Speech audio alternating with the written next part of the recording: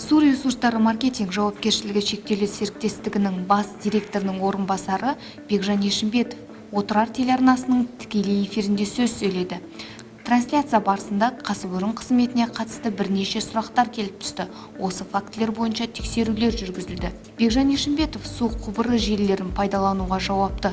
Сондықтан оның сөйлеген сөзі осы салаға қатысты болды. Қазіргі уақытта кәсіпорын қалаға су берудің жазғы режиміне көшуге дайындалуда.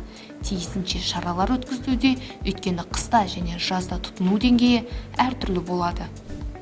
Бас директордың орынбасары асфальт зауыты жұмыс істемей тұрған кезде және жол жабынының қалпына келтіру мүмкін болмаған кезде күзгі және қысқы кезеңде жолдардың бұзылған учаскелерін асфальттау алгоритмдері туралы айтып берді.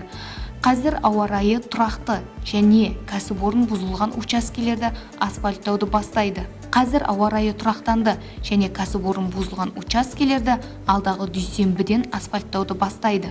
Кесте жасалды, сондықтан бәрі ретке келтіріледі.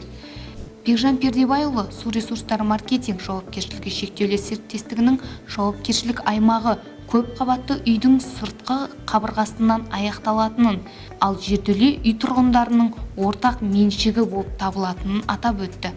Авариялық жағдайлардың алдын алу және жөндеу жұмыстарын жүргізу үшін тұрғындар дилерлік компаниямен техникалық қызмет көрсетуге шарт жасасуына болады, бірақ ірі апаттар болған жағдайда кәсіпорын әрқашан көмекке келеді.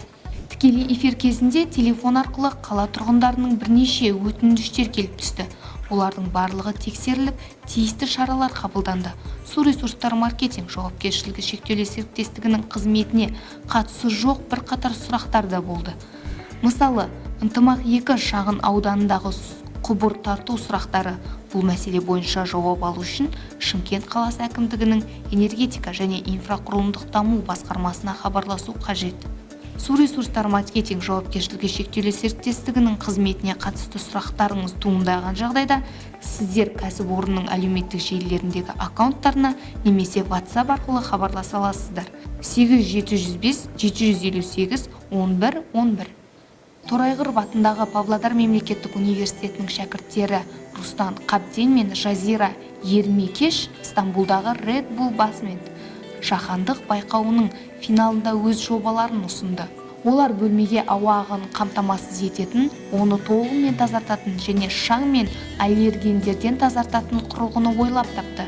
Желдетудің арқасында ауа сүзгіден өтіп, бактерицидтік тазартылады. Құрылғы бөлменің қабырғасына орнатылады және көмір қышқыл газының көп мөлшері бөлмеге сыртқы ауаның келуін қамтамасыз етеді. Егер адам бөлмеде болмаса, желдеткіш автоматты түрде өшеді.